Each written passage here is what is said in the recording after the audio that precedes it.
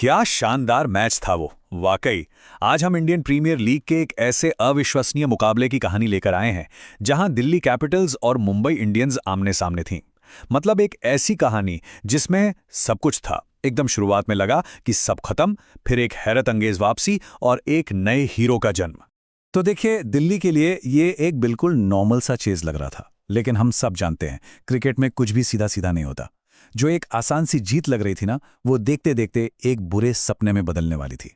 और बस कहानी का असली मजा तो यहीं से शुरू होता है, जब लगा कि सब खत्म, हार के मुंह से जीत छीन ली गई। एक ऐसी कमाल की वापसी हुई जो लोग सालों तक याद रखेंगे। तो चलिए सीधे मुद्दे पर आते हैं। तारीख थी 4 अप्रैल 2026। आमने सामने थीं दो ऐसी टीमें जो जबरदस्त फॉर्म में थीं और अपनी जीत की लय को किसी भी कीमत पर बनाए रखना चाहती थीं। तो सीन बिल्कुल सेट था। दिल्ली का अरुण जेटली स्टेडियम, दिल्ली कैपिटल्स बनाम मुंबई इंडियंस। एक बड़ा मुकाबला। दोनों ही टीमें अपना पिछला मैच जीत कर आई थी और नजरें थी पॉइंट्स टेबल में टॉप स्पॉट पर। मतलब दांव पर बहुत कुछ लगा था। तो पहले बात करते हैं मैच के पहले हाफ की, यानी मुंबई इंडियंस की बैटिंग की। मुंबई इंडियंस ने अपने 20 ओवरों के बाद स्कोरबोर्ड पर लगाए 162 रन। अब यह एक अच्छा स्कोर था, मतलब फाइटिंग टोटल था। दिल्ली के पिच पर इतना चेस करना कभी भी आसान नहीं होता। बहुत बड़ा भी नहीं, लेकिन ऐसा भी नहीं कि आराम से बन जाए। दिल्ली को मेहनत तो करनी ही थी।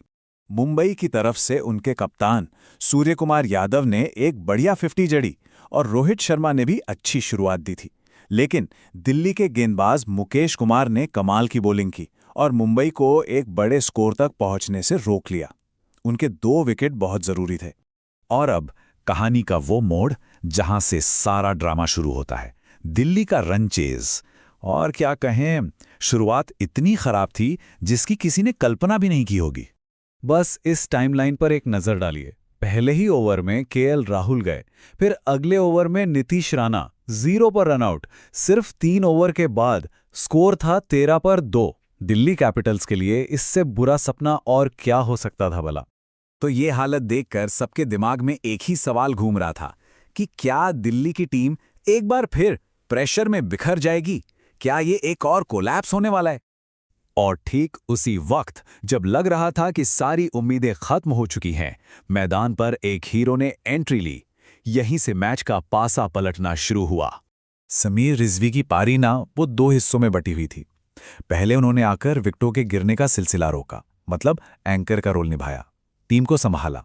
और फिर एक बार जब उनकी नजरें जम गईं तो उन्होंने ऐसा गियर बदला कि मुंबई के बॉलर्स पर पूरी तरह हावी हो गए। तो ये वापसी हुई कैसे? इसके 2 बड़े स्टेप्स थे।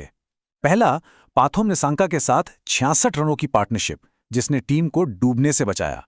और दूसरा, डेविड मिलर के साथ सिर्फ 39 गेंदों में 78 रनों की तूफानी साझेदारी। इसने तो मैच को दिल्ली की झोली में ही डाल दिया। अब जरा रिजवी की बैटिंग का ये ब्रेकडाउन देखिए, ये कमाल का है।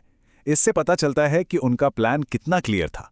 पहले उन्होंने आराम से खेला, पिच को समझा, पहली 16 गेंदों पर बनाए सिर्फ 10 रन, और फिर अगली 35 गेंदों में ठोक दिए 80 रन।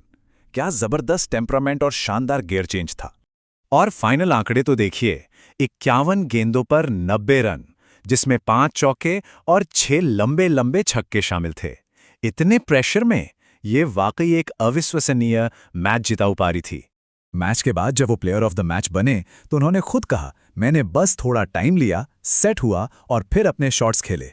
कितना सिंपल लगता है सुनने में, लेकिन इतने बड़े प्रेशर में ये कर दिखाना कमाल है। तो ठीक है, ये तो हुई पारी की बात। अब देखते हैं कि इस शानदार जीत का नतीजा क्या रहा और पॉइंट्स टेबल पर इसका क्या असर पड़ा। नतीजा ये रहा कि दिल्ली कैपिटल्स ने टारगेट को 18.1 ओवर में ही चेस कर लिया।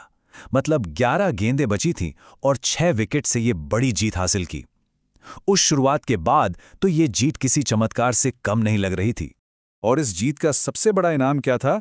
दिल्ली कैपिटल्स सीधे उछलकर आईपीएल 2026 की पॉइंट्स टेबल में नंबर 1 की पोजीशन पर पहुंच गई।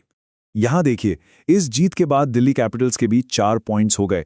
वो पंजाब किंग्स के बराबर आ गए और नेट रन रेट के हिसाब से टेबल में टॉप पर अपनी जगह बना ली।